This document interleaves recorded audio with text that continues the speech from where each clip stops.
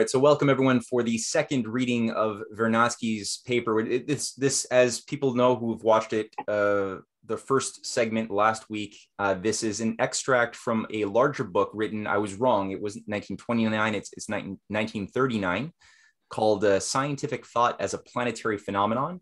The current selection that we're reading was translated by Bill Jones and published in 21st Century Science and Technology. That link will be in the description box so people can read the whole essay if they'd like. This is going to go on for probably a few more weeks because this is a dense piece of literature.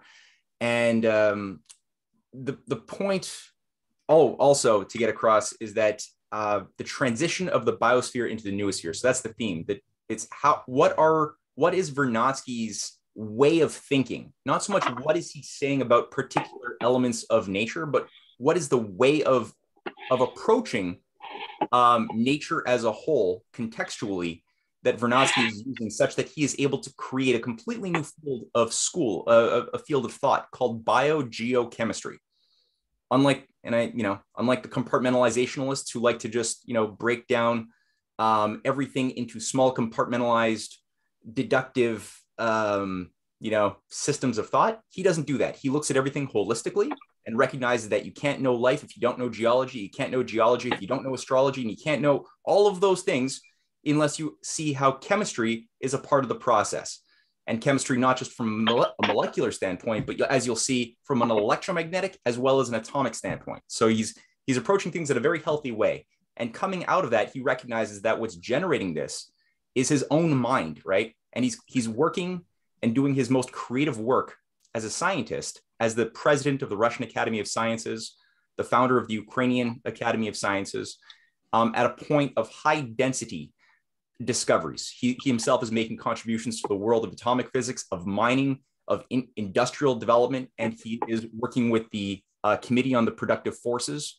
So this is in the buildup of World War II. He is a major factor in helping Russia build up its productive powers, which includes a deep appreciation for the role of the mind of the individual, without which you can't really understand much of anything. And this has a lot to do, I think, with the fact that, as I mentioned last week, his father was a major proponent of the writings of Frederick List in Russia, of Henry C. Carey, Lincoln's economic advisor, that were widely translated in Russia.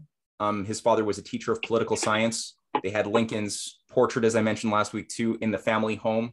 It was a deep influence on his life, as was his teacher, Dmitry Mendeleev. And this is what people like Trotsky and the entire dialectic materialist school was out to destroy, was this entire tradition, this sweeping history that goes back to Plato, to Leibniz, who largely founded or set into motion what became the Russian Academy of Sciences under Peter the Great, which created this entire current that Mendeleev and Vernadsky fit right into. So today, when we're trying to refute those who try to say that, oh, we're overpopulated, that nature is not compatible with human growth or the human mind, which is somehow seen as unnatural, that disturbs the natural equilibrium mathematically of nature, that's bunk. Vernadsky is going to help us disprove that, as he did last week. So we're going to begin today with section 106. Let me do a screen share here. And where is it? Show windows. Sorry, bear with me here.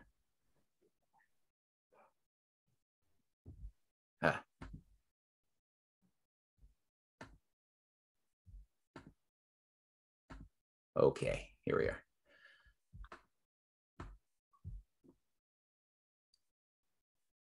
So maybe just quickly, a few of the key concepts. Do people remember, I know Jonathan was here, Kwan was here, Karen, and Kelly, I believe we're all here last week. Do people remember some of the key concepts in terms of biogeochemical energy that he was talking about last week? Yeah. Well, the thing I remember the most is that biogeochemical energy is a structure of organization. Yeah, exactly. Yeah. And it's a structure that has certain attributes that he says are there even before there were humans. that life is something which is characteristic of, oh, Wendy is coming in. That life is something that is characteristic of producing free energy. So, and that's free biogeochemical energy. And that's a fact. It sounds kind of obscure at first, but then you think about it and you're like, of course. Going back in the fossil records, we only see very low level, unicellular life a long time ago. Very boring planet, not a lot of cycles, things coming in, being consumed, being exhaled, being pooped out. Very low level activity with those single-celled organisms hundreds of millions of years ago in the Cambrian period. But then as things proceed to the present, what we see are new sets of systems, of living systems appearing with greater powers of not only causing a flux, right, a throughput of the seemingly abiotic elements, the non-living elements from the biosphere or from the lithosphere into the biosphere, and then being expunged back in, creating things like soil that is it could not exist, soil as we know it, had it not been for the existence of living matter, right? Decay, other forms of excretions, bacterial as well as big life. And we see that power allows now today, compared to 100 million years ago, 200 million years ago, there's definitely a greater power of life, more complexity. There's a certain rhyme and rhythm to it. And with human beings, well, we introduce a new type of biogeochemical change that wasn't there before us. So we have what was there before us, but now we have the new kind. And we had this beautiful image that Bill Jones selected of one quick example of a very dead, non-living desert in 1987, which only, 25 years later, by 2012, exhibited, a bunch of greenery from a satellite view in Saudi Arabia. Human minds were able to tap into the aquifers deep under the desert, bring it to the surface. Gaddafi was doing something similar in Libya. Of course, in the case of Libya, we know what happened. Saudi Arabia avoided that fate so far. We don't have to get into the moral reasons why, but all that to say, this does exhibit one characteristic of what Vernadsky calls the noosphere and human biogeochemical energy. And he also took a few swats at people who believe we're overpopulated. Even back then, that was a big fixation. Malthusianism it's not just a new thing. Even when there was only 2 billion lives in Vernadsky's time, there was still a big freak out that we were overpopulated and we have to find ways of reducing human population. And Vernadsky made it very clear that no, there's no reason for that. And goes through a bunch of statistics that are very interesting on why that is the case. Anything else, Quan, you think, or Jonathan, that you think should be stated, or should we just jump straight into today's reading?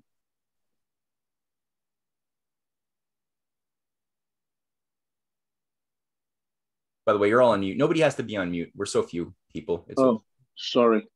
Yeah, I was saying that maybe the fact that Nikolai made a study that we would be at 22 billion and a half with a density of 150 people per square kilometer, which is incredible. Yeah. And I just want to add, last time we calculated for Shanghai and Hong Kong, but those two cities are associated with the fact that there are a lot of people and so on. But I would like to remind people here that the city of Montreal is 350 square kilometers on an island called of the same name, Island of Montreal, of 500 square kilometers. And if we take in people on that island on 500 square kilometers, we would arrive at something like around 5,000 per square kilometer, which is something quite close to Shanghai at 6,000 something. Shanghai was at 5,000, 6,000? 6,000 was Hong Kong. Shanghai's was 4,300 something. And if we take it, and let's not forget that the 2 million on the island of Montreal, most of them, meaning 1.765 million people, are in the city of Montreal by itself, which is a bit smaller than the island at 350 square kilometers. And if you make the calculation, by memory, I think that it was something close to 5,000. Wow, that's amazing. Yeah, and So, anybody who looks at Montreal cannot complain for a lack of green spaces. We have hundreds of parks, big and small, trees down every street. And that's amazing, Kwan, that we have such a 4,000 person per square kilometer density.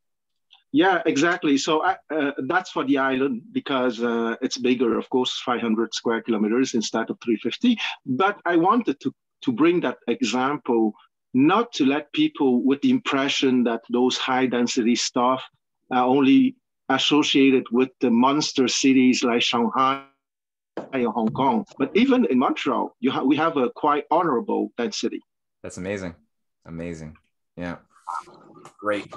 Yeah, and as Nikolai pointed out, that Vernadsky cited that even with only 150 people per square kilometer, so that's really not much at all.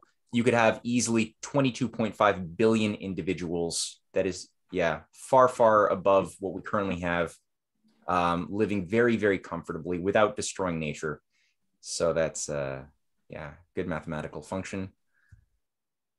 And by that time, too, I mean, the question as well of terraforming is a big issue in Vernadsky's mind, you know, the power of the human mind to work with nature, to discover its laws, and thus see nature not as a fixed thing, but as a thing which yearns to grow and to transform, right? That nature itself is not, it is a reflection of the growing, creative, transforming universe. That's what nature, the living matter on the earth is. And as such, it yearns to change, but it has to be changed in a lawful way. We can't just go and be sloppy about it. And we can't just, you know, like people try to do today, they try to make forced changes without taking the time to have knowledge.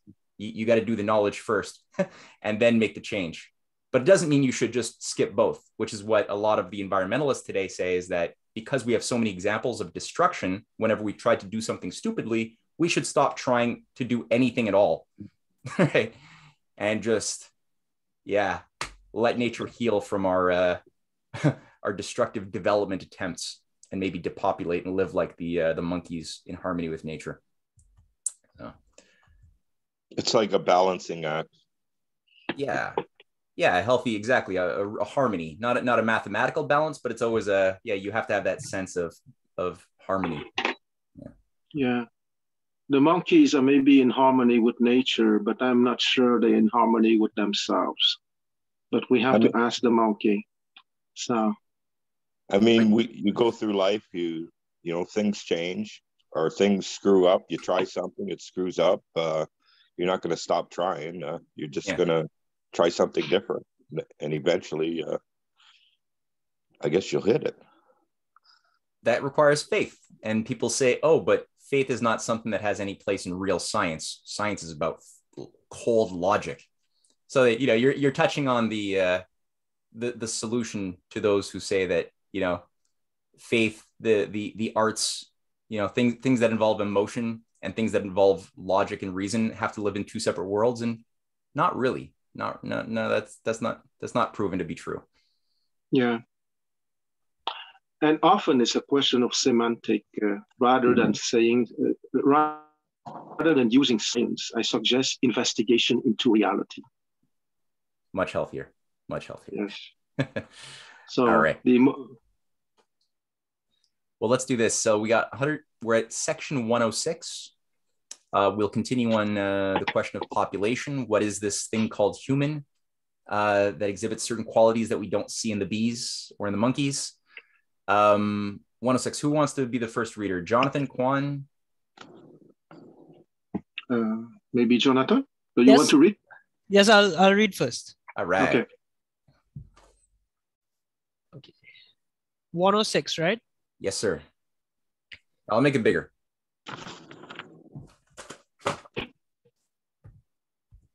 There you go. Perfect.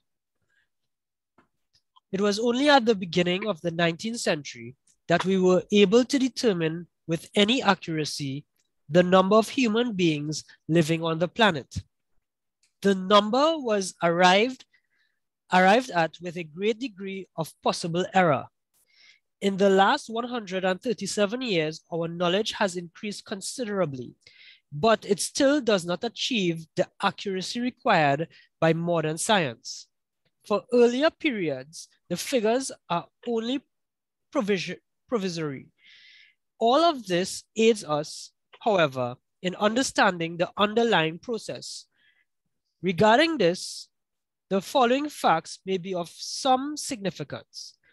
The number of people in the Paleolithic period probably reached a few million. Presumably, this developed from one single branch. But the opposite may also be true. During the Neolithic period, there are probably some tens of millions of people on the entire surface of the earth.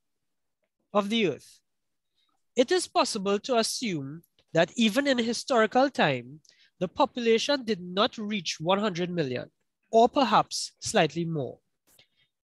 For 1919, G.F. Nicolai surmised that the population of the planet increased annually by 12 million people. That is a daily increase of approximately 30,000 people. According to the critical report of Kulisha in 1932, world population in 1800 reached 850 million people. A. Fisher gives an estimate equal to 775 million. We can estimate the population of the white race in the year 1000 AD as being equal to 30 million in all. In 1800, 210 million, and in 1915, 645 million. The entire population in 1900, according to Kulisha, was around 1,700 million. But according to A. Hetner, 1929, the number was 1,564 million in 1900 and 1,856 in 1925. Evidently, in our own time, this number has reached around 2 billion people, more or less. The population of our own country, around 160 million people, makes up around 8% of the total world population. The total population is rapidly increasing, and apparently the percentage of our country's population is increasing relatively as its increase is greater than that of the world average. In general, we should expect by the end of the century a significant increase exceeding 2 billion people. Yeah, so basic good concepts, just laying out some facts, very useful to keep in mind. And hold in mind as well that while he's also looking at relative increases of overall quantity, you also have to consider other qualities in terms of longevity, right? Average age of life expectancy, things like that, you know, that are also there behind the simple numbers, and what is allowing that to happen. So those are just a few things that he's sketching out for us to work with. The multiplication of organisms, that is, the manifestation of biogeochemical energy of the first type without which there is no life, is inseparable from man. But man, from the very moment that he distinguishes himself from the aggregate of other life forms on the planet, already possesses the tools, albeit rather primitive ones, which allow him to increase his muscle power, and is the first expression of contemporary machinery, which distinguishes him from other living organisms. The energy which sustained him was, however, produced through the alimentation and respiration of his own organism. It is likely that already for hundreds of thousands of years as man, the genus Homo, and his predecessors, he possessed tools made out of wood, bone, and stone. Slowly, in the course of many generations, he developed the ability to fashion and utilize those tools, honing that capability, reason in its initial manifestation. Those tools had been observed already in the earliest Paleolithic period, 250 to 500,000 years ago. In that period, a significant part of the biosphere experienced a critical time. It seems that already at the end of the Pliocene period, abrupt changes occurred in the water and heat regime of the biosphere, beginning and continually developing during the period of glaciation. We are apparently still living in the period of the last glaciation's retreat phase, although we do not know whether this is permanent or merely temporary. In that 500,000 years, we see sudden fluctuations in the climate, relatively warm periods lasting tens and hundreds of thousands of years give way in the northern and southern hemisphere to periods when large masses of ice slowly moved, measured in historical time, reaching the thickness of a kilometer, for instance, in the vicinity of Moscow. These disappeared from the Leningrad region 7,000 years ago, but still envelop Greenland and Antarctica. Apparently, Homo sapiens, or his closest predecessors, appeared not too long before the onset of that glacial period, or in sorry, I lost where, right.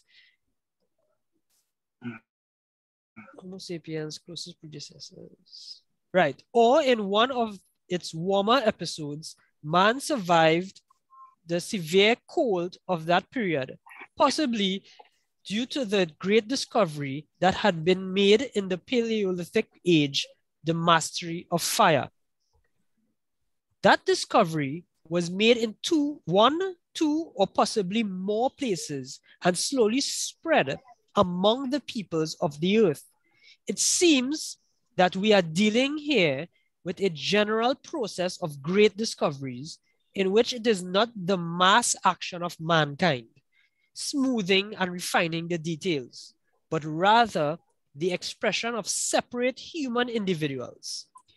As we'll later see, we can track this phenomenon more closely in very many cases nearer to our own era.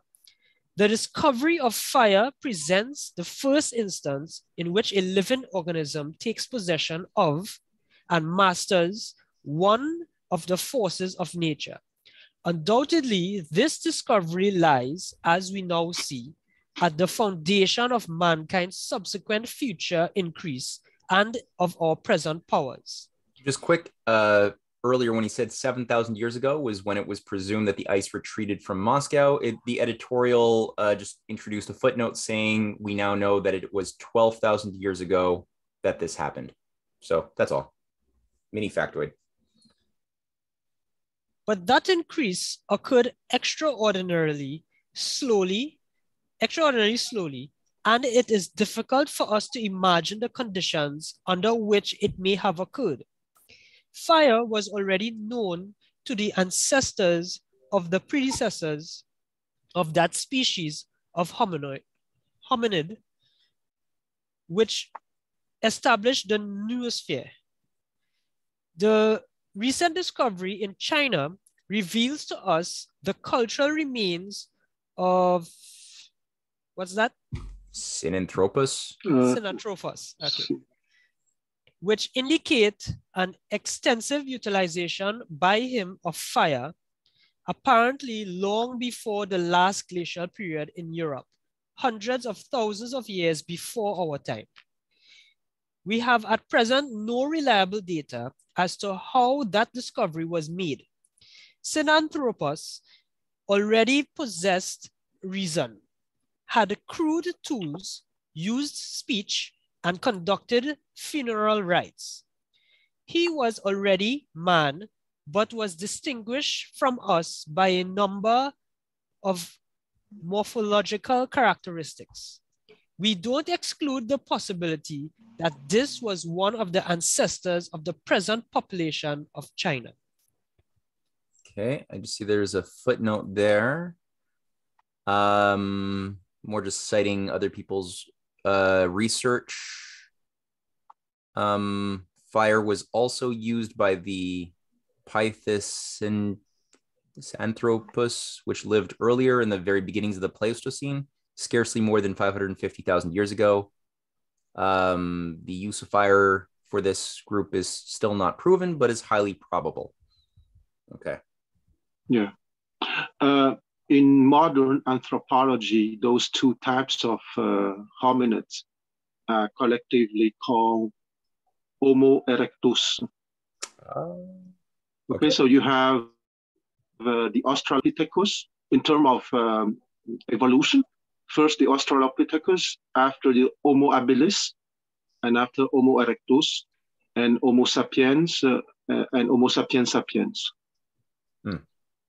According to present day understanding, because those things move, as you know. Yeah. And Vernadsky is just getting across that if you really want to get at the species character, you look at, it's less important the physiology of them as far as like genetics and morphology, and more important, do they exhibit the power of reason, it shown in the case of examples of fire pits or tools or ceremonial burials and things of that sort, which is more of a metaphysical, spiritual, intellectual function. Yeah. Exactly. Because to avoid the fact that you think that the eyebrow bone is too coarse or too gross, so it leads to more subjective judgment. Yeah, right. Yeah. I think he was also, I wasn't sure when he was talking about the fire, that it wasn't the mass action of some group of humans working on refining the details. Rather, it was separate individuals who achieved this over time. It was quite because normally we think that it's just one small group of people need to come together and do this mass action. But in this case, it had a high probability. We were showing that discovery like fire, I think, may have taken place across in different cultures, different parts, geographical locations, by separate people, not one. Yeah, that was quite interesting to me. Well, I like Vernadsky's approach, his language of being still open to what you don't know, where he says, yeah, probabilistically, like he said earlier as well, it seems like these he didn't call it Homo erectus, but that humankind appeared in multiple, in one spot, but it's not disproven that we didn't appear at multiple spots at the same time too. So he's still leaving it open because you have to prove it, and he knows he has the humility to say we don't really know, but it's likely this. And I like that fact that he's giving you the space. Whereas I read a lot of the scientists and anthropologists today, and you feel like this language of absolute knowledge, which is just very stifling. We know this happened. We know this happened. We came out of Africa at this time. And it's like, yeah, maybe, but you didn't really, you didn't disprove other theories as well, Yeah.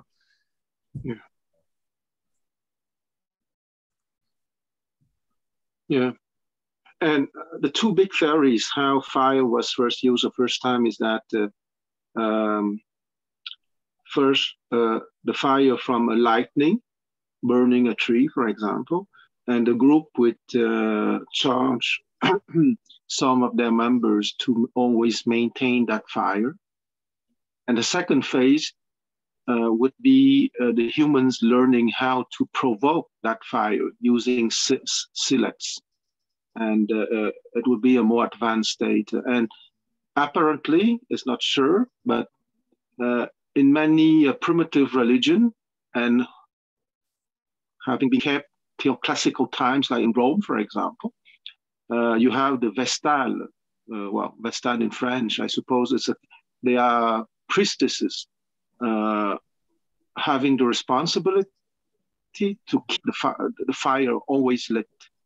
Maybe because they didn't have the ability to create it, or they lost that ability to create the fire from scratch. No. In Rome, they know how to make the fire from scratch, of course. But the fact that in some classical civilization like Rome, you have those priestesses responsible to maintain the fire always lit could be a very far away, remote remembrance of maybe those primitive communities, right? Giving the responsibility for a group to maintain the fire always lit, for example. Oh, I see what you're saying. Yeah, like an artifact. A deep cultural memory. Interesting idea. Huh. That makes sense. Yeah. So there are many things in religion who are very remote remembrances, memories of prehistorical habits. Yeah. Interesting idea. Yeah. Number 108, section 108. Sure. Okay. The discovery of fire is all the more remarkable in that the appearance of fire and light in the biosphere before man was a relatively rare phenomenon and generally occurred when it encompassed a large space, as in forms of cold light, which are expressed in heavenly luminescence, polar light, silent electric discharges, stars, and planets, or luminescent clouds. But only the sun, that source of life, brightly displays simultaneously both light and heat, illuminating as well as warming the dark planet. Living organisms for a long time produced a form of cold light. This was seen in such imposing phenomena as bioluminescent oceans, which encompass areas usually stretching hundreds of thousands of square kilometers, or in the luminescence of the Earth's depths, the significance of which is only now beginning to be understood. Fire, accompanied by high temperatures, was manifest in local phenomena, rarely encompassing a vast expanse as, for example, in volcanic eruptions. But these phenomena, granted by human standards, obviously owing to their great destructive force, in no way assisted in man's discovery of fire.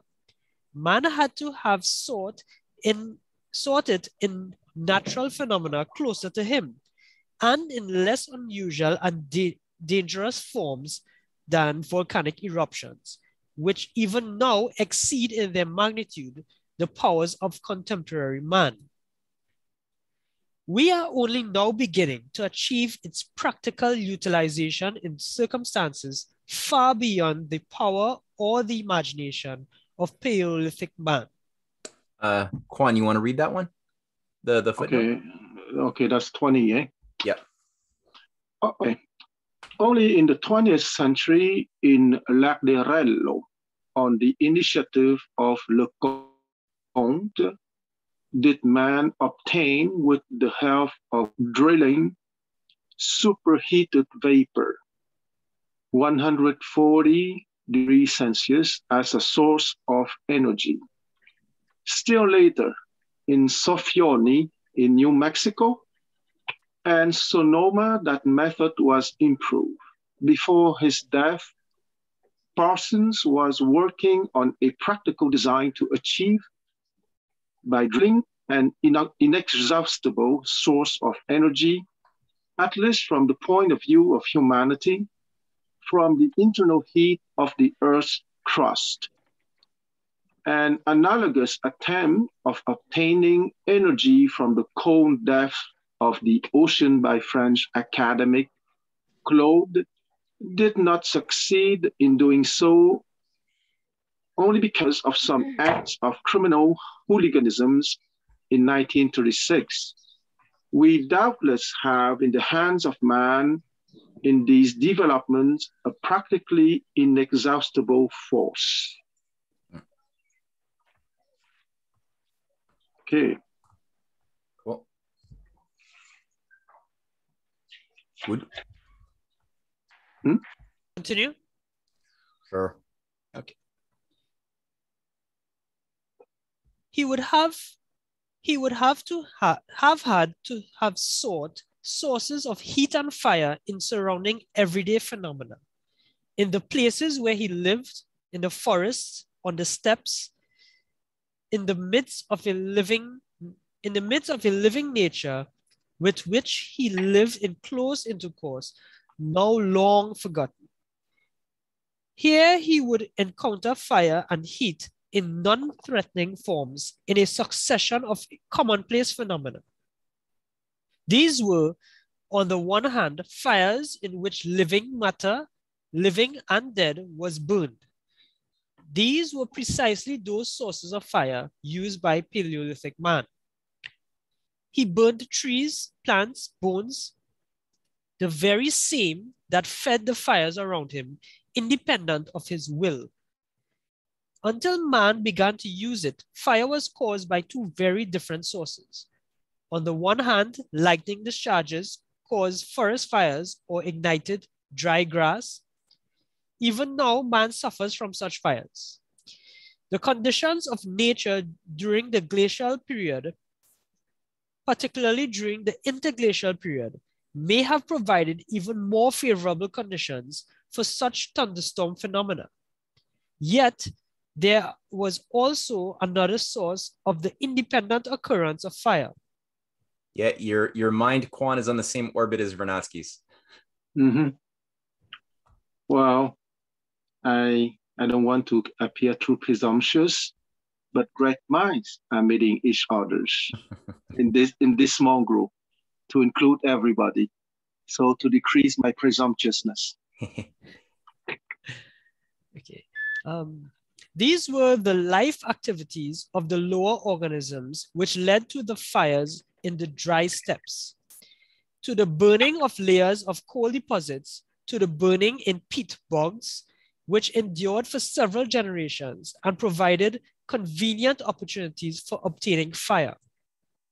We have direct evidence of such coal fires in the Altai region, in the Kuznets Basin, where they occurred in the Pliocene and in the post-Pliocene period, but where they continued into the historical period and where they must be considered still occurring now. The causes of these fires has to this day not been fully clarified, but everything indicates that we here are hardly dealing with the result of a purely chemical process of spontaneous combustion. That is, one caused by the intensive oxidation of fractured coal by oxygen in the air, or by the spontaneous combustion of the sulfuric compounds of iron produced by the heat developing during oxidation of the coal. More probable is the existence of biochemical processes connected to the life activities of thermophilic bacteria. Regarding peat bogs, we even have during the recent period the direct observations of B.L. Isakenchenko and N.I. Malkevovsky. These phenomena now require more careful study. All right. That's what they do. So we see what he's doing right now, right? He's just again setting up, because it's looking at the biosphere in relationship to the human sphere, the noosphere, as systems of change, and change according to free energy, and the free energy occurring according to a metabolic power, which occurs in organisms. It occurs in the biosphere of transforming matter into energy to do work. And it can only occur with human beings utilizing this heat, but with a power of mind that allows for the increase of new fuel sources that give us greater power to have more free energy. So it's an important set of concepts that he's introducing here. Section 109. Such warm regions, winter and summer, as well as areas with hot springs, were blessings of nature for Paleolithic man, who also had to utilize them as they were or have recently been utilized by tribes or peoples that we still find living in a Paleolithic state. With the great powers of observation of man in that era, and with his close proximity to nature, such areas undoubtedly attracted his attention and would have been utilized by him, particularly in the glacial period. It is interesting that among the instincts of animals, we can observe the use of those same biochemical processes. This is seen in the family of cocks and so-called brush turkeys, or the big-nosed megapods of Oceania and Australia, which utilize the heat of fermentation, that is a bacterial process, for hatching the fledgling out of the egg, building large piles of sand or earth and mixing it with strongly rotting organic remains.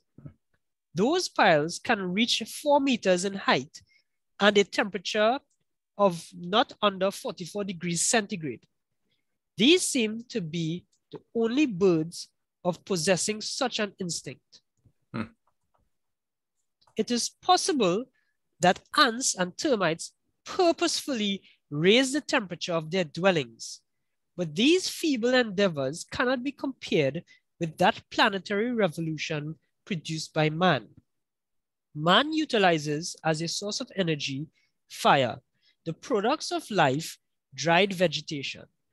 Many myths about its discovery have been coined and kept in circulation, but most typical is that man utilized methods for creating it which would never have been observed by him in the biosphere until his discovery of it. The most ancient technique seems to have been the transfer of muscle power into heat, powerfully rubbing together dry objects and creating sparks and catching them from certain rocks. The complex system of maintaining fire, after all, came into existence hundreds of thousands of years ago or more. The surface of the planet was radically changed after that discovery. Everywhere sparkled, smoldered, and emerged a hearth of fire wherever man lived. On account of this discovery, he survived the cold glacial period. Man created fire in the midst of living nature, subjecting it to combustion. This way, by means of fires on the steppes and blazes in the forest, he received the power relative to the vegetative and animal world surrounding him, which thrust him out of the ranks of other organisms and presented itself as a prototype of his future existence. Only in our day, in the 19th and 20th century, did man possess other sources of light and heat, electrical energy. The planet began to glow ever more, and we are presently at the beginning of a time, the significance and future of which for a time remains beyond our ken. Yeah, as a quick thought, one of the characteristics of these great minds when you read them is they're always looking, and Vernadsky does this all the time, of when they're trying to zero in on what is a thing that they're investigating, it's always the context. They're not trying to just define the thing. They're trying to see, well, what is the context that gives us a sense of what the thing is designed to do? What does it do within a broader system, right? And what does that system do within a broader system? So the mind is tuning itself to look for purpose, and also in zeroing at human beings, Vernadsky's always looking at how are we the same as animals, and at the same time, how are we different from animals?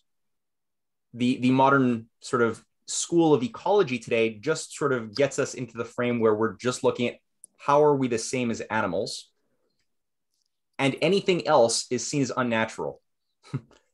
Whereas Vernadsky is actually saying, no, that other thing is actually what defines us as our species. What makes us the same as animals, like materially, DNA wise, we're not that different from monkeys. Physiologically, a lot of similarities. That doesn't account for why there's billions of us, and yet monkeys only have, at max a few million. That doesn't explain that. So that other thing is what makes us us. And it's not found in the matter per se, right? It's found in what is it doing? What's the design within a process, within a context? I think he's also telling us that the Earth is becoming, I don't know if it's becoming aware of itself, but he's giving, like in the end, he says the planet's beginning to glow ever more, as if it's coming alive. And I find that kind of interesting. Yeah, it's not in this paper. He's brushing on it, but he's not going there in this paper. But yeah, I think his mind is sort of tuned to thinking of life in a much broader way than he's talking about living matter, but he distinguishes that living matter and life are not the same thing. Life is something much bigger than its material expression. And yeah, I think the idea of the question of what is a planet at this point also has to be brought into we have to re-question these things too.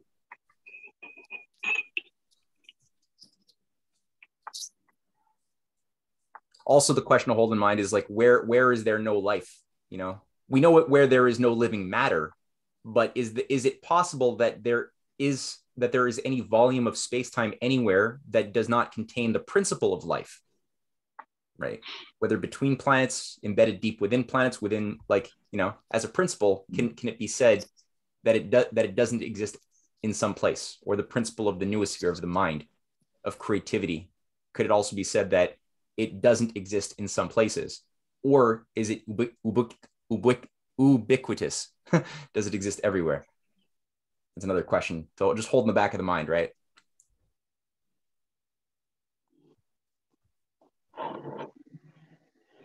Okay, section 110.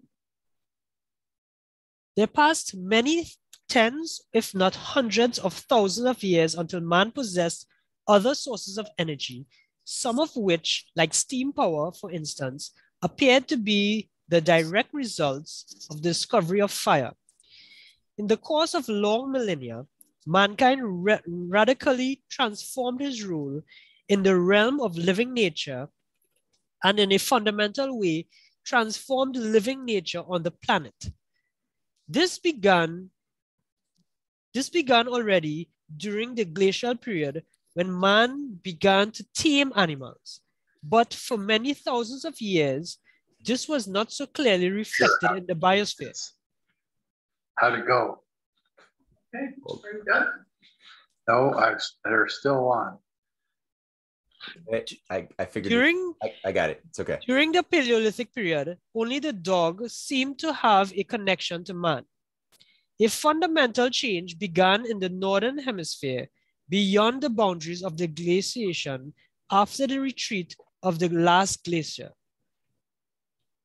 It was the discovery of agriculture, creating food independently of the bounty of untilled nature, and the discovery of breeding livestock, which, apart from its significance for man's sustenance, accelerated the movement of man.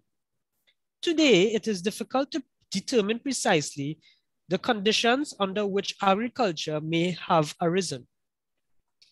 The natural environment surrounding man at that time, some 20,000 or more years ago, was far different from that we see today in those same locations.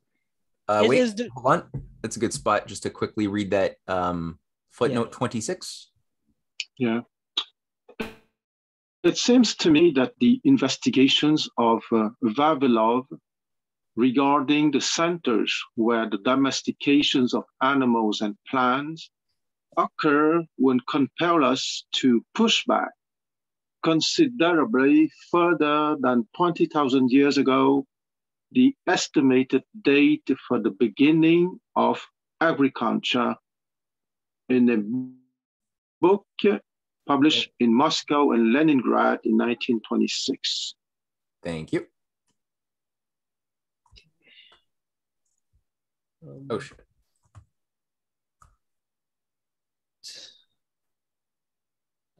Right. It is the result not only of a transformation of man's cultural activity, as was still not long ago believed, but also of a fundamental transformation of the environment of the glacial period in which we are now living. We can clearly see that even in the more recent historical period, the last 5,000 to 6,000 years, man has experienced geological changes in the biosphere.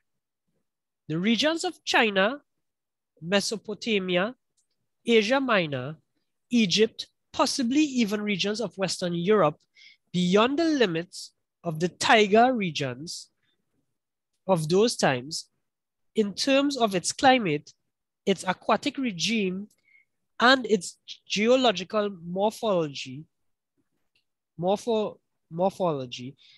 were radically different from today, and it's not possible to explain this simply as a result of the product of the cultural work of man and its inevitable, albeit unpredictable consequences.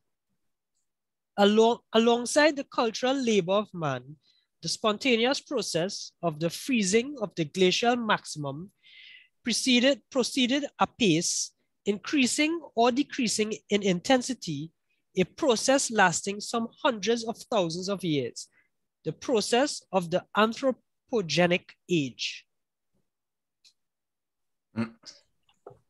Any comments? No? Well, it's funny, in National Geographic, they began taking up a perverted interpretation of Vernadsky's concept of the anthropogenic age that we've entered now. But it's perverted because Vernadsky is getting at the laws of progress embedded in nature, indicating that the period now of the mind of man becoming a geological force of positive change is a good thing. Whereas they were saying, oh yeah, Vernadsky had this great idea, which proved that we are the age of destruction, that the anthropogenic age is the age of global warming, of burning the earth. And so they actually did a bit of a sleight of the hand by saying it's this natural thing that appeared, but it's actually destroying nature. So we've had these like big mass extinctions, and now we are the first species to create a new age to cause our own mass extinction. Whereas before this always happened with meteorites and what have you. Now, of course, they could be right if we do launch nuclear war. That's possible, but it's not exactly the way that they're talking. Yeah. And it's quite perverted in the sense that as if the human mind is only made by the intellect, meaning the conceptual and calculating dimension, and not taking into account the cardinal virtues, which are also functions of the mind, meaning justice, courage, wisdom, and humanity. Okay, yeah. It's also part of the mind. Right. Well, you get this with Yuval Noah Harari or any of the imperial philosophers who are sponsored for us, is that they all share this common belief that they promote, that all creative innovation has all happened through the greed impulse, and it's simply by our calculating desires to enhance our pleasure and subdue the weaker that creative innovation occurs. They say. They don't prove it, they assert it. And if you assume that that's true, then certain other consequences follow, like what you pointed out there, Kwan. Everything just becomes cold, calculating, logic. Yes. Well, the mind has been impoverished to only the intellectual functions. Yeah. As if there is nothing else inside the noosphere, precisely. Mm-hmm. The space as well. I really wanted us to read a defense of poetry by Shelley before that. I'm so glad we did, because that was done as a combat between Shelley's opponent, who said the age of poetry and art is obsolete. And now we have to enter the mechanical age of, everyone becoming lawyers and economists if they want to be relevant. And Shelley just defended poetry in the most eloquent way, demonstrating that it's the most important of all of the faculties to cultivate. And you can't be a good economist or politician if you don't have a well-cultivated poetic spirit, which in Shelley's mind is very tied to truth, goodness, and beauty and freedom. Absolutely. Yes. Well, I know that there's no unique solutions to problems, but here I think that I would dare to say there's a kind of unique solution. We have to restore the study of Plato. Yeah, that's definitely a precondition. Yeah. No, absolutely. Because in Plato, it's definitely very clear that the mind is not only the intellect. Okay, so it's much, much, much more than the intellect. Mm-hmm. And keep in mind, Vernadsky earlier on last week, and I think it was section 103 or 102, introduced the concept of the cultural biogeochemistry of both. He introduced the cultural biogeochemistry of nature and also the cultural biogeochemistry of mankind to get the mind realizing that there's a cultural space, the spiritual, sphere of influence, which is invisible but shapes the increase of the power of the mind to exert its actions in the universe. And without the music, the arts, other things, you don't have that grow. It just gets soiled, and you get a very bad, sick garden. Paradoxically, the oligarchical standpoint also acknowledges the reality of the new sphere, because after all, those people give a lot of effort to create narratives, okay? Mm-hmm. If you give so much effort to create narratives, it means that you believe in the noetic dimension and the importance of the new sphere. But once again, somehow they completely mesmerize into impoverishing the mind to the intellect. That's truly the problem. Or maybe they don't believe it. It's maybe the narrative for the people, except for them, maybe. Mm. Maybe Bertrand Russell has an answer for us. Maybe you have to do a seance. All right, cool. Let's tackle 111. Jonathan, are you feeling good for reading, or you want to give the baton to another reader? If no one is available, I'll continue. All right, let's give one chance here. Nick or Irina, are you guys in a position to or comfortable to read, or would you like to just listen and skip this one? This is Irina. I'm on an iPhone and there's no way I can read. Yeah, you're totally, that's a good excuse. You're fine. You're off the hook. Nick, I'm guessing, are you on an iPhone too? Nick, I think, is actually driving. So yeah, Jonathan, we're still on. With the present level of human culture, agriculture is not able to encompass the entire land surface of the earth. In a recent 1929 estimate, the area of the land devoted to agriculture did not exceed 129.5 by 10 to the power 6 square kilometers. That is 25.4% of the surface of the planet. If we consider only the land area of the planet, this becomes 86.3%.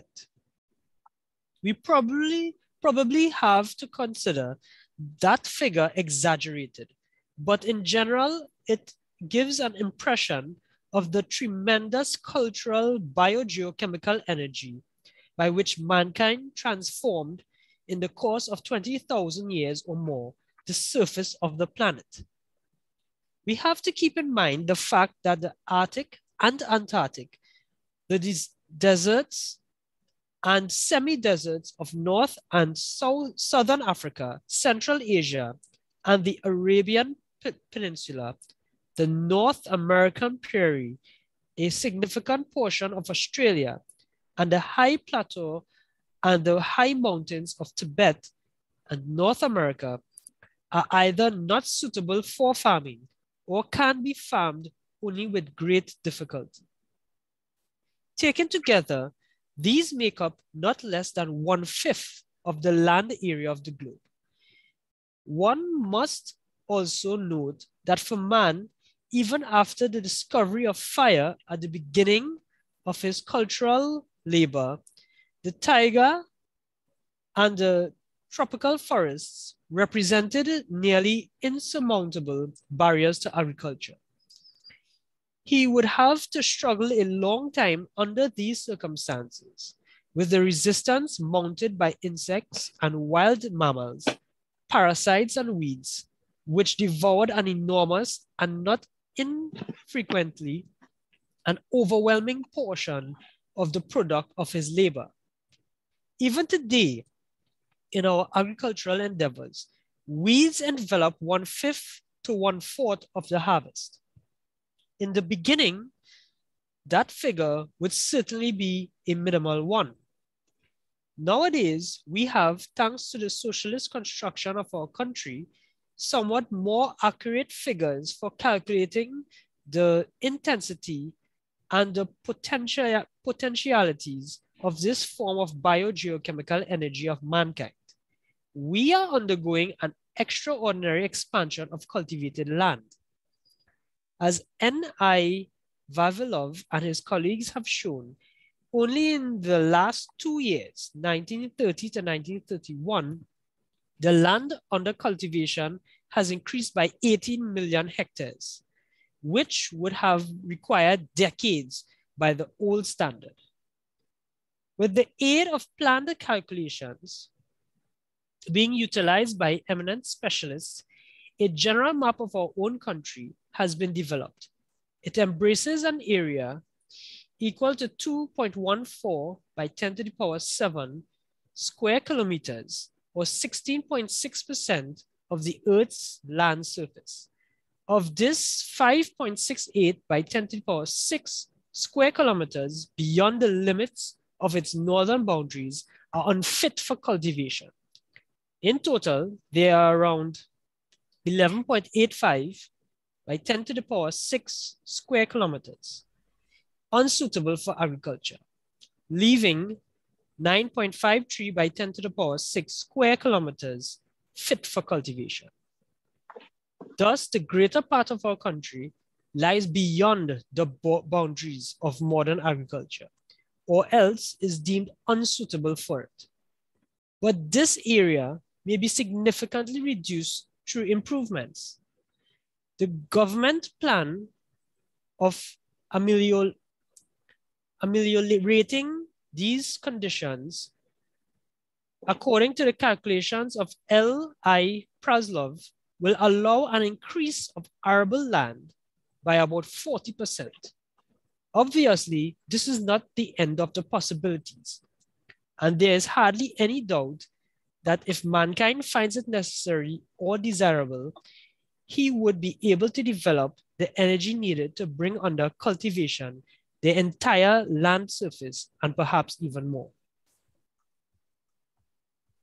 That footnote 32 seems a bit juicy. Yeah, Quan, you want to read that one? Okay. The possibility of encompassing the oceans in one or another form was expressed a number of times in the scientific utopias, even at a time when the physical power of man was clearly negligible with regard to the powers of the oceans. It is interesting utopia of Weinberg, 20,000 years from the beginning of the elimination of the oceans, opus citato.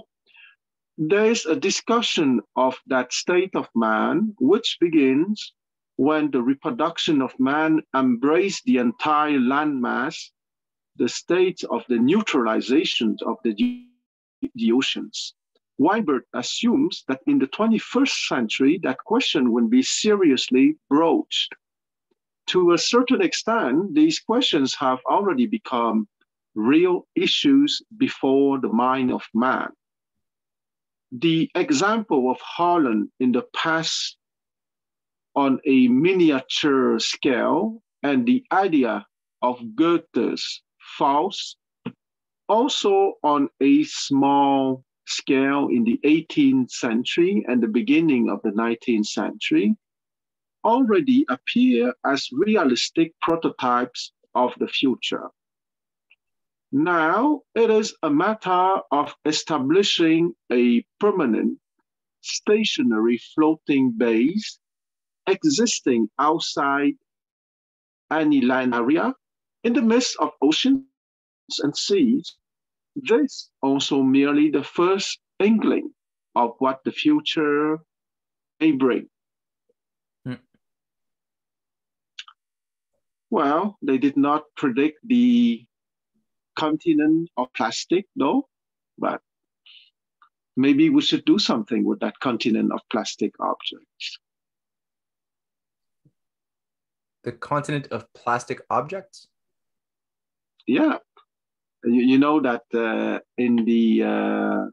there's a continent of plastic object floating in the Pacific Ocean between the US and China?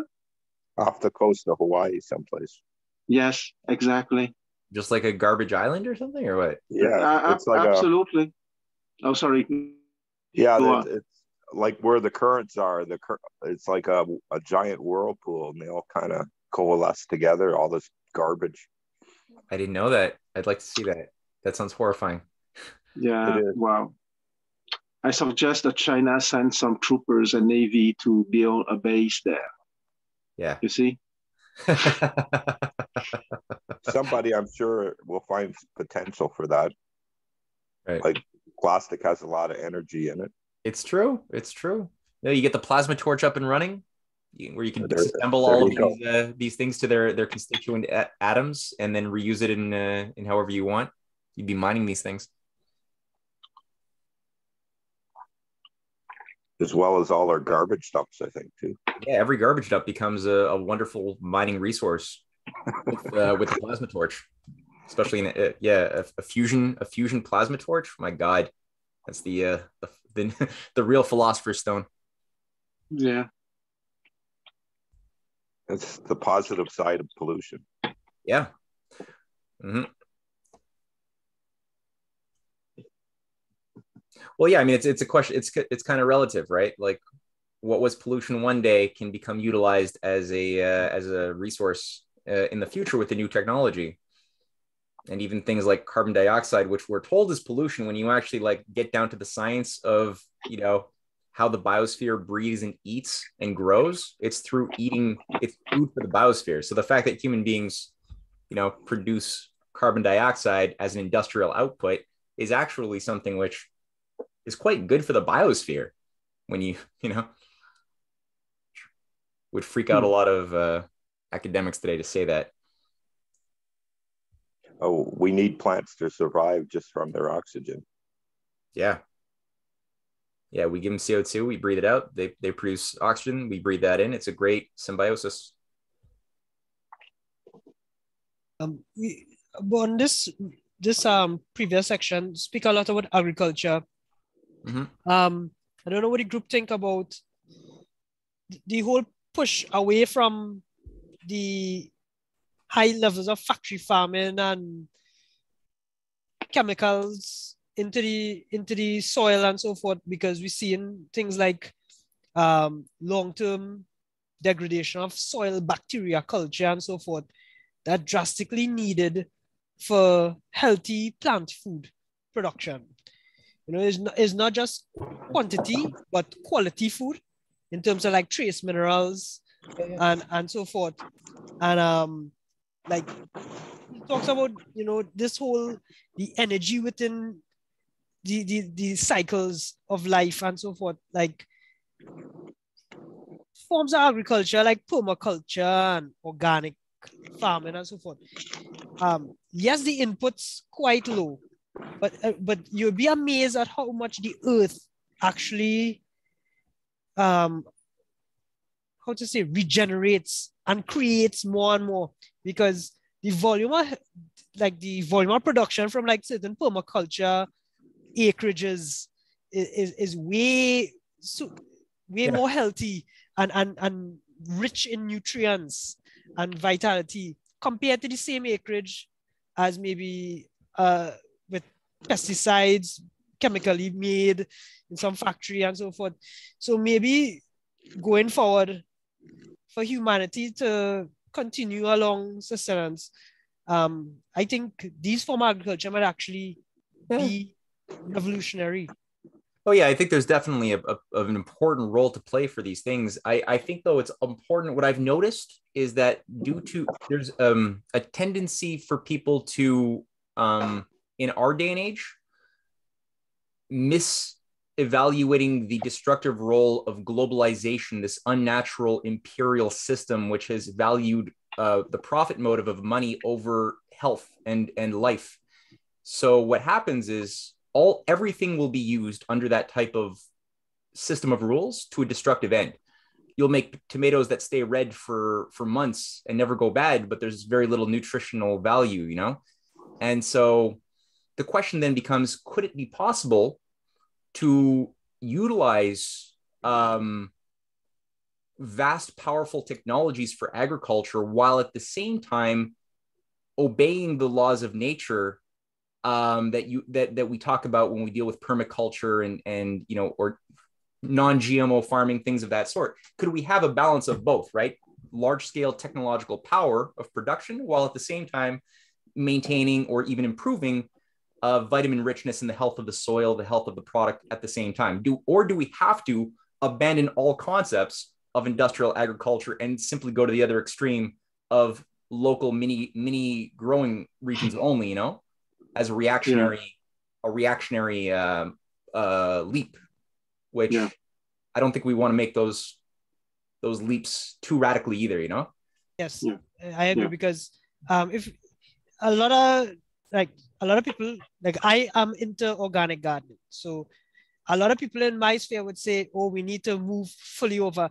But that transition from the present system we have into that, if we try to do that in a short space of time, a lot of people are going to go hungry, because the present industrial system we have, you just can't flip a switch, because a lot of damage have been done over the decades using, you know, different types of chemicals and so forth in the soil. So to get the bacteria and microorganisms and fungi and all these things back to a high level to produce not just a high quantity, but a high quality of food, that's going to take some time. So like just switching sides, as you're saying, or just tipping the scale over to the other extreme could be quite dangerous.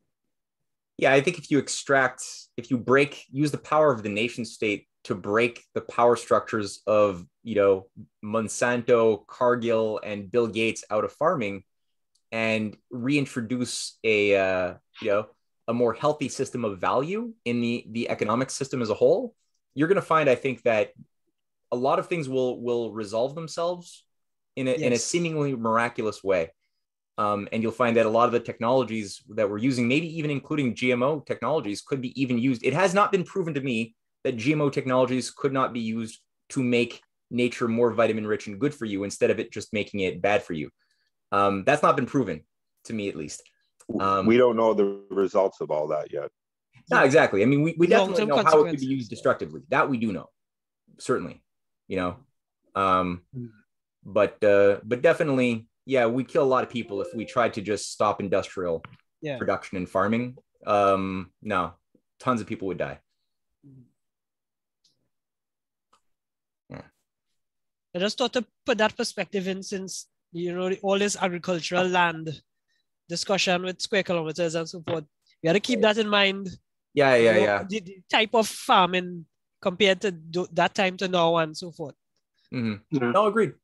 Yeah. No, exactly. I would like to repeat the idea of arcology, ARCOLOGY, I talked last time, because precisely, Jonathan, what you are talking about is a refined urban management, where the idea of rural community versus urban community would not exist anymore, okay? Because you can have agricultural activities on the 88th floor of a high-rise tower of 120 floors, for example, okay? And And that's precisely that kind of breakthrough in terms of how to manage the human environment. That is definitely the future in my mind, because science is part of us and we are part of nature. Okay, so I think it's once again a false dichotomy than to talk of natural stuff versus techno-scientific stuff, okay? Because techno-scientific stuffs are coming from us, and once again, we're part of nature, so techno-scientific stuffs are part of nature, including the continent of plastic objects floating between near Hawaii. Understood. Okay. Section 112. We have still in China an intensive agriculture fully developed for generations, which in a rather stationary state existed for more than 4,000 years in a country with a huge land area of more than 11 million square miles. Without a doubt, the country's topography changed during that time, but the system of production and agricultural customs were maintained and transformed the mode of life and nature. Only in the most recent period in this century does the mass of the population find itself in continual flux with customs that have lasted thousands of years being uprooted. We might speak of Chinese society as a purely agricultural civilization. For countless generations, in the course of more than 4,000 years, the population in general remaining uninterruptedly in the same location altered the country and in their social existence merged with the surrounding nature. Here, probably the greater part of agricultural products are produced, and yet the population lives under the constant threat of famine. More than 3/4 of the population are farmers. A large part of China is an ancient nation, settled by farmers, with the fields where they worked so close to their limits that large harvests were difficult to keep up. The roots of the Chinese go deep into the earth. The most significant element of the Chinese landscape is thus not the soil or vegetation or the climate, but the people. Everywhere there are human beings. In this old land, one can scarcely find a spot unmodified by man and his activities. While life has been profoundly influenced by the environment, it is equally true that man has reshaped and modified nature and given it a human stamp. The Chinese landscape is a biophysical unity, knit together as a tree and the soil from which it grows. So deeply is man rooted in the earth that there is but one all-inclusive unity, not man and nature as separate phenomena, but a single organic whole. And in spite of such unbroken, indefatigable labor of many thousands of years, only a little more than 20% of the land area of China is under cultivation, while the remaining area in such a large and naturally rich nation might be improved through government measures first made possible with our present level of scientific knowledge. A working population exists for thousands of years, lives in an area of 3,789,330 square kilometers with an average capacity of 126.3 people on each square kilometer. That is almost the limit of the maximal use of agricultural land. It will be, Creasy correctly indicates, from the standpoint of ecological botany, something of a final stage. Here, we have an old stabilized civilization which utilizes the resources of nature to the limit. Until new external forces stimulate change, there is but little internal readjustment. The Chinese landscape is vast in time as well as in area, and the present is the product of long ages. More human beings have probably lived on the plains of China than on any similar area on Earth. Literally, trillions of men and women have made their contribution to the contour of hill and valley and to the pattern of the fields. The very dust is alive with their heritage. That 4,000-year culture, before it adopted this stabilized form, must have experienced a more grim and tragic past, since the former conditions of nature in China were completely different, enveloped by a totally different milieu with humid forests and marshes to subdue these and bring them under cultivation, destroying the forests and ridding them of their animal inhabitants. And ridding them of their animal inhabitants would have taken tens of thousands of years. The latest discoveries reveal that while Europe was experiencing the movement of glacial ice, in China, they developed a culture under conditions of a pluvial period. Certainly, the basic system of irrigation to which agriculture in China owed its existence had its roots far back in history, 20,000 years ago and more. Until the end of the 20th century, such an ecosystem may have existed in a certain equilibrium. But it could exist only because China was, to a certain degree, isolated. And from time to time, the population was decimated by wars, hunger, famine, and floods. Irrigation work was too weak to cope with such mighty rivers as the Yellow River. Now, all of that is rapidly becoming a thing of the past. In China, we will see the last example of a unifying civilization lasting millennia. We see at the beginning of the 18th century, when Chinese science stood in high esteem, it experienced a historic shift and missed the chance of being incorporated at the necessary moment into world science. It was included, and there only, in the second half of the 19th century. He doesn't mention the geopolitical attack and undermining of China's natural growth by the British Empire, of course, but this is not that type of paper, so we can forgive him.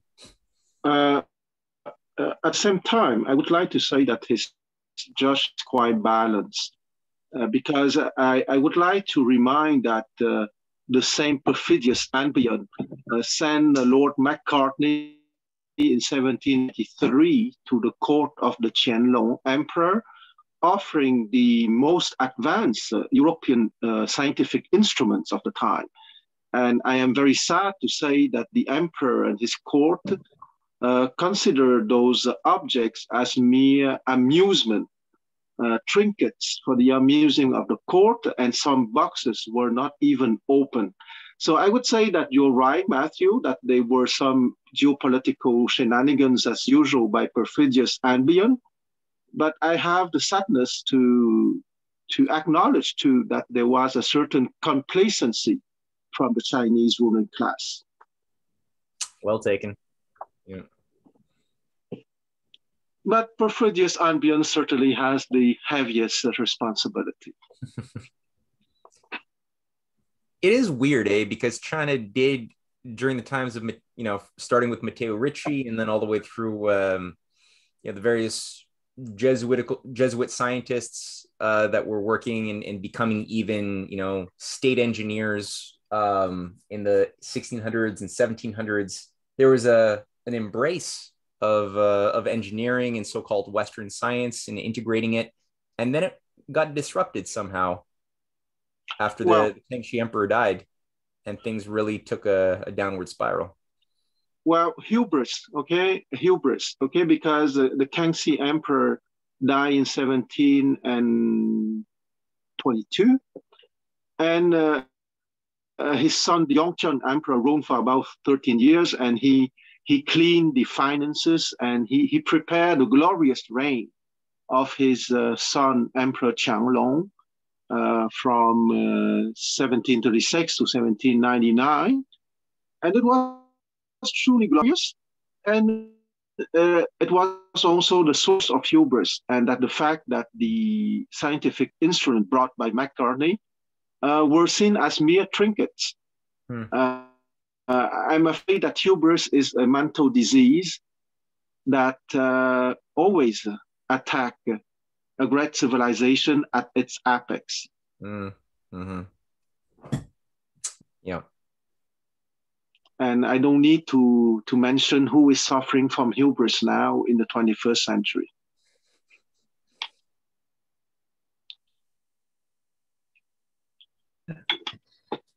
Great. 113. Yeah, let's have this as the last one for today, the 113. Okay. Agriculture would appear as a geological force transforming the surrounding nature only when it occurred together with the raising of livestock, namely when man, in addition to the selection and cultivation of plants necessary for his sustenance, also selected and began to breed the animals he needed. Man accomplishes this geological work inadvertently, stimulating a greater reproduction of a certain species of plant and animal organisms, always creating for himself an available supply of food and maintaining a food supply for the animals he needed. In raising livestock, he not only obtained a guaranteed food supply, but also increased his muscle power, allowing him to put more fields under agricultural production at an earlier stage. In the work of the livestock, he obtained for himself a new form of energy, enabling him to support larger population, create large settlements and urban culture, and free himself from the otherwise ever-present threat of famine. In doing this, he always remained within the bounds of living nature. During the past centuries, in our age of steam and electricity, the labor power of livestock and the muscular energy of animals and man begin to play a secondary role in the expansion of agriculture. However, even with that, man does not transcend the bounds of living nature, since the primary source of the electrical and steam energy is that same living nature in the form of living matter, or even more now, past living organisms, which have been transformed through geological processes. This energy is obtained from coal and oil. After all, man has in this manner always made use of solar radiation, which illuminated the earth for hundreds of millions of years before his appearance, and which transmitted through living organisms were utilized by him either directly or as preserved in their fossilized form. In agriculture and livestock are manifest more than anything the cultural biogeochemical energy directed by reason, creating for man new conditions for his habitat in the biosphere. By these means, living nature by and large was radically transformed. For many tens of thousands of years, the inert matter of the biosphere was affected by man to a degree barely comparable to the present profound transformation in his surrounding living habitat. As a result of this, there has been created a new face of the earth, that in which we are now living and which began to emerge only in the last millennium. Now, change occurs ever more abruptly with each passing decade, but agriculture alone, even without livestock, radically transforms nature. For in the living nature surrounding it, every vacant area is filled by living organisms. And in order to introduce new life, man must make a place, clearing the land from other living organisms. Moreover, he must continually maintain the new living substance established by him from the surrounding pressure of other life, from the animals and plants, which were inserting themselves into the vacant areas cleared by him. He has also to preserve the fruits of his labor from animals and plants, lest they be devoured by mammals, birds, insects, fungi, etc. We see that even at the present stage, he has not been able to definitely accomplish this. Agriculture, together with livestock, continually maintained by human thought and labor, in the end fulfills an enormous geological task. Old life is destroyed and new life is created. New species of animals and plants created by the thought and labor of man emerge from the old, created under different conditions.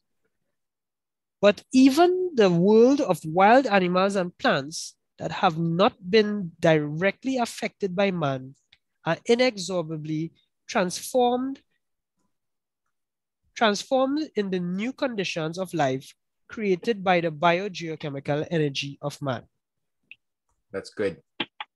That's good. Yeah, I was thinking a little bit about the Cynthia had done a presentation on why there are no limits to growth that she delivered to the Reiner Friedrich proceedings a couple of months ago. And she had a wonderful image, a graph that she showed featuring things we take for granted as being natural, like apples, tomatoes, corn, and on the one side, and on the other side of the column, there was other the versions of these fruits and vegetables before the human mind began to selectively breed them over thousands of years, right? And the naturally occurring corn is this completely unedible hard stuff called teosinte. And it's like it's completely, it would like break your tooth, you know? And like these natural apples are like that big, very low vitamin richness, super sour, barely edible. So again, even like cows and dogs and cats and chickens, like if you tried to let these things go loose in nature, they would get eaten and die very quickly. So the very existence of these species exists purely as the consequence of the mind of human beings, right? Making choices, using reason, and so to actually say, oh, there's such a thing as pristine nature is a bit of a presumption sometimes. There is pristine nature, or there is nature untouched by human mind, but a lot of the things that we think of as nature are actually the effect of mind. Absolutely. And if you look at the, once again, my obsession with Chinese history, if you look at the traditional Chinese history, the controversial heroes of the past, the so-called 3 Augusts and 5 emperors, they were credited that rank in his history precisely because they created the configuration of the Chinese land. Okay, a little bit like in the paragraph 112 that Jonathan read. That's the most remarkable item in the Chinese landscape. It's not the soil, the plant, or the animals, but the people who are there. And the most famous control heroes of Chinese history precisely are people having created a certain configuration of that land. So is there a land devoid of the impact of the human mind on Earth nowadays? Probably, but not much, not many hectares. Mm-hmm. Isn't there an ancient Chinese flood myth as well that has a character who is fabled to have sort of been like the Noah character of China, who drained the lands of the floodwaters and created, livable China? Absolutely. He's called the Great Yu, and he's a character of the series Stargate. And but apart from being a character of the series Stargate, that Great Yu or Ta Yu in Chinese is precisely the founding father of the first royal dynasty 4,000 years ago. I'm sorry, what was his name? Ta Yu. Okay, his name is Yu, Y-U. Ta in Chinese means great, so Great Yu, Y-U, Yu. Ta Yu? Yeah, Ta Yu. Ta being great, and Yu being his first name, Y-U, Yu. And Ta Yu is the Chinese Noah. Yeah, that Vernadskian idea, like you said, though, of the people who are they're so deeply rooted. It's hard to pull those roots out, and there's been so much effort by empire over so many years to uproot the Chinese culture, and they've just been so unsuccessful. And China's roots are so deep that even when you do have other invading forces like the Mongols come in, they just absorb they absorb even the physically more powerful invaders and just absorb them into their cultural field so effectively. And what is interesting is that they absorb them into their ruling class. Okay, because you look at the Chinese, there are Chinese who look Chinese, but there are Chinese who look Turkish or Mongols. And most of the time, those conquerors are absorbed into the Chinese elite, a little bit like the Russians. Okay, the Mongols have been the suzerains of the Russian princes for about 250 years. And when the Russians defeated the Mongols, they included the defeated Mongol princes into their own nobility. So I would say that ultimate victory is when you absorb your aggressor and you use their power and their force for your own civilization. That is ultimate victory. Yeah, absolutely. Interesting. Yeah. So don't invade China.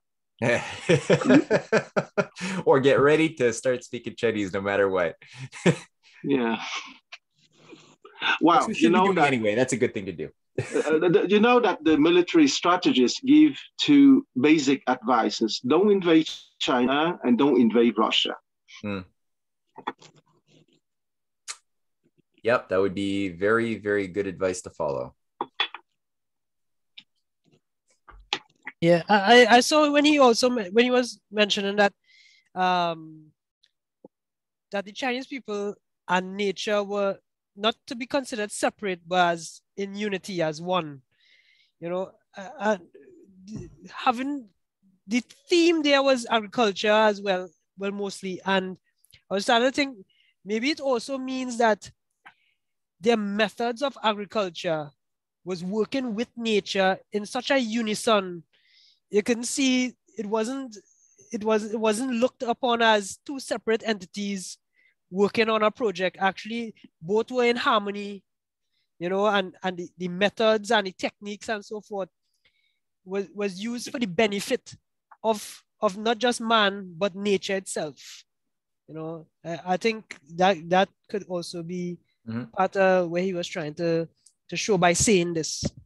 Well, he definitely wanted China to have a greater industrial, like he was a little bit critical that China was not utilizing its capacities to their potential. And he was a champion of greater industrial agriculture in China, which the Russians did help with enormously in the 50s. But at the same measure, there's something culturally that had them, and I think we see that even today. There's definitely, it could always be better, but when you contrast the Chinese agricultural techniques, which still utilize great industrial equipment and science, compared to the West, it's two very different philosophies in operation. You see that by the effects, the quality of production. Yeah. Yeah, I agree, because it's not just about using industrial methods, but is how it is being used, and for what end. Yeah. You know, is it just pure profit making, or is it for the benefit of society, to prevent a famine, you know, for the health and long-term benefit of society? You know, this is already the end goal envisioned, and that is how it affects, I would guess, affects the use of this technology. Yeah, big time. That's it.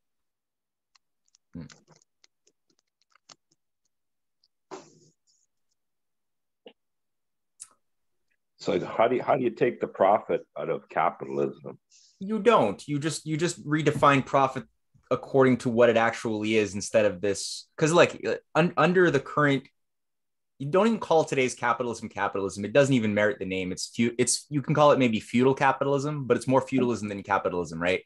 But Matt, sorry for interrupting. It's called crony capitalism. That's so another it's one. It's not capitalism, because I'm not against capitalism. Capitalism must be subordinate, well, as a mode of production, must be subordinate to a group of philosopher kings. Okay, that's the main task of political science.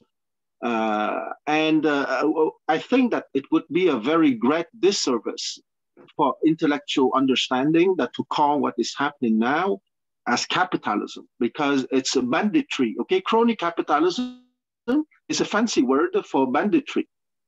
Mm-hmm.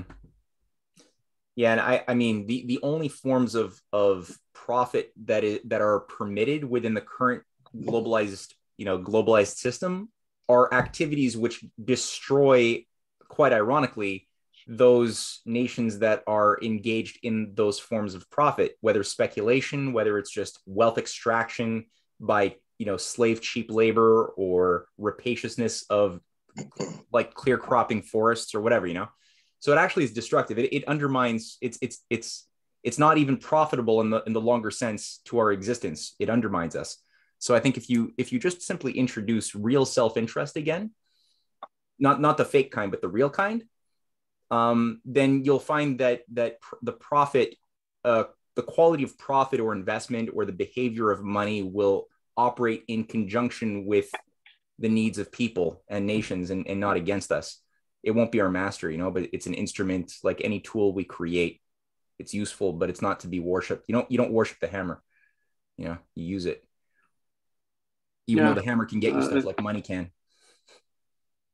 No, absolutely. That's a very good metaphor. And once again, capitalism is only a mode of production, okay? And but it has to be subordinated to precisely people who are maybe not at the top, but quite advanced in their journey of the soul or their epistemological development. I also think, sorry, go ahead, Kwan.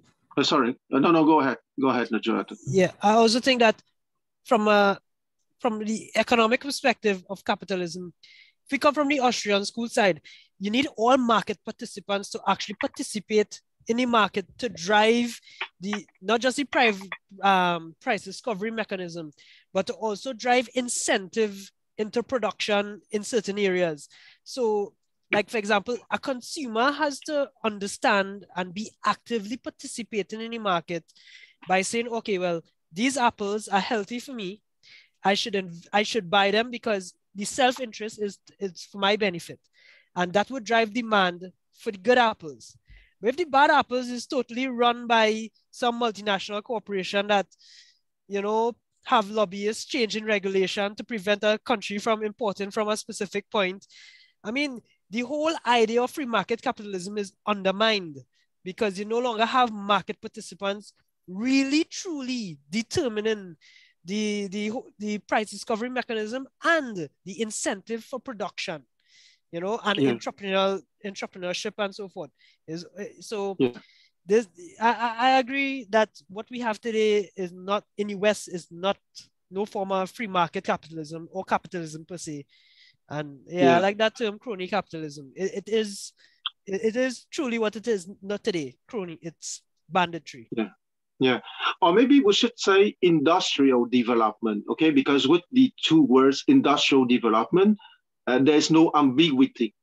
Because let's not forget that the famous invisible hands of the market was a tool of manipulation, of intellectual manipulation, written by Adam Smith during a trip he made with an English aristocrat, part of the shenanigans of Perfidious Albion. Matt, could be you kind enough to remind me the name of that aristocrat? Shelburne. Who? Lord Shelburne. Ah, yes, absolutely, Lord Shelburne. So that invisible hands of the market never existed, okay, except in the feverish minds of some British oligarchs, and written on paper by Adam Smith. But I think that maybe we should use the expression industrial development. Yeah, it's the name is less important than the principle, because it could take on, like Vernadsky says, he's championing the socialist 5-year plans. He's in 1939. He's writing this, and you certainly couldn't say that 1930s or 40s Russia was capitalist, but it was operating on a principle where it was orienting itself towards the increase of the powers of the mind. And there was a very open system approach during that period, largely under the influence of people who have been written out of this history, like Vernadsky, who was a key player.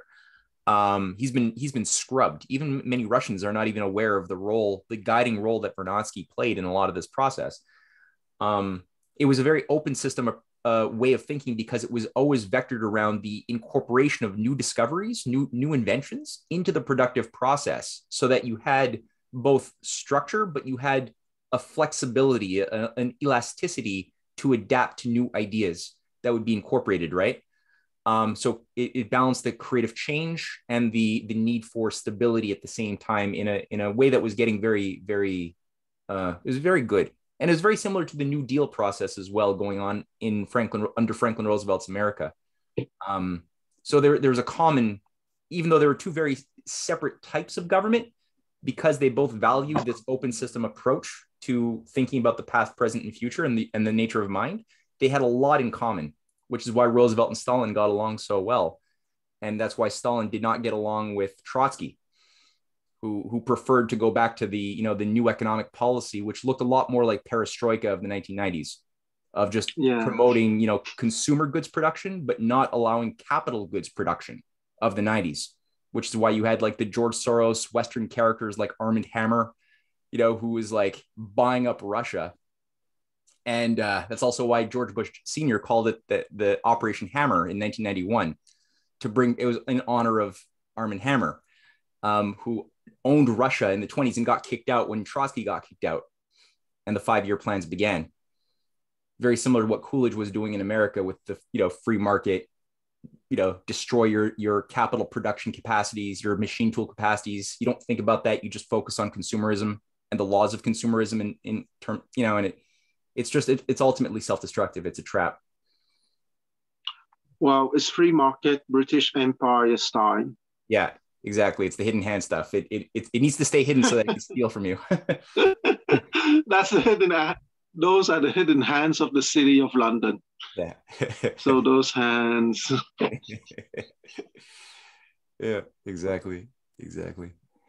Hopefully we're heading into a new and better age. Amen to that, brother. Taking the good things from the old systems, and the capitalist system and the communist system, like they both had qualities, and but they both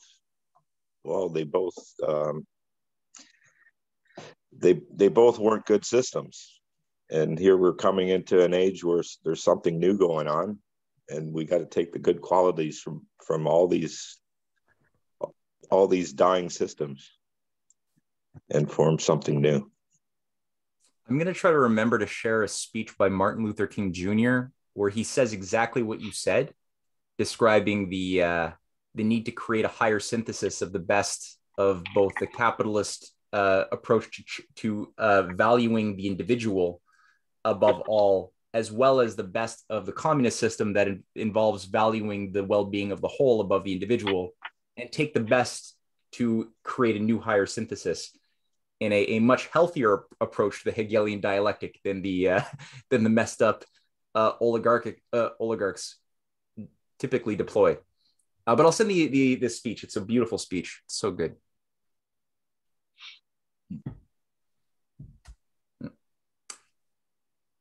Well, guys, this is always enriching. I love these Wednesdays. And yeah, next Wednesday, we'll continue this on. I think we should be able to finish it, but don't quote me on that. I'm not sure. And then this Sunday, for those who don't know, Cynthia is going to do her C.S. Lewis presentation on That Hideous Strength, which will also bring in a little bit of H.G. Wells as well for some counterpoint. And it will be a two-parter. So we're going to have part 1 this weekend and then part 2 the following Sunday. Okay. Perfect. Cool. Ciao. All right, guys. Bye, everyone. Thank you. Bye-bye. Take care. Have a good night. Good night. Bye.